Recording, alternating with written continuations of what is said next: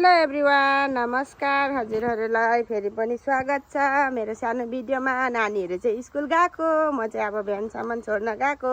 High Aaradhya, कुन क्लासमा हो तिमी? क्लास 1 मा हो। कुन स्कुल पढ्छौ? हो नि, तिनजना। अब तिमीहरूलाई केले पुर्याउँछ यहाँसम्म? स्कुलमा केले लिएर जान्छ? भ्यानले नि। अनि स्कुलमा राम्रो लाग्छ? राम्रै लाग्छ नि।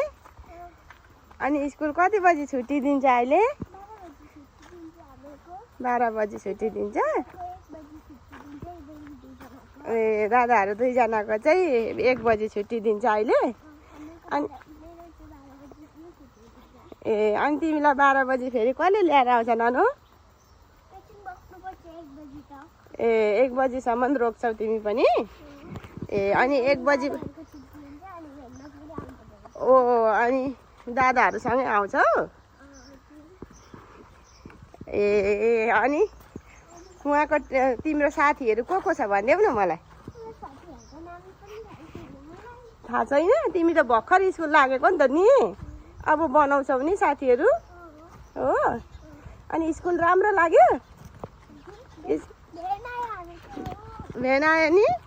अब तिम्रो बुक चाहिँ दादाले ल्याइदिनुहुन्छ? नकुदा न, भ्यानले पर्खिन्छ त। अनि भ्यानले पर्खिन्छ त, किन कुदेको?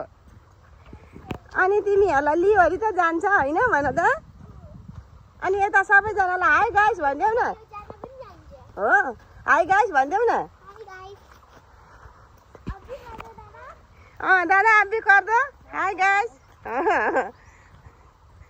अब नानीहरूको भ्यान आयो। लो हिँड हिँड। नानीको बाबा पनि बाबा ड्युटी सुरु।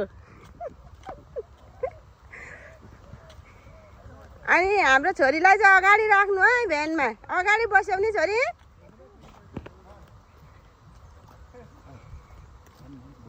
अब हम लोग स्कूल जा रहे। मैं अच्छा से पढ़ूंगी है ना।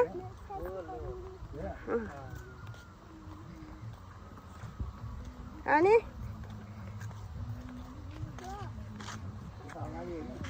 ल, hi, bye bye, bye bye, bye bye.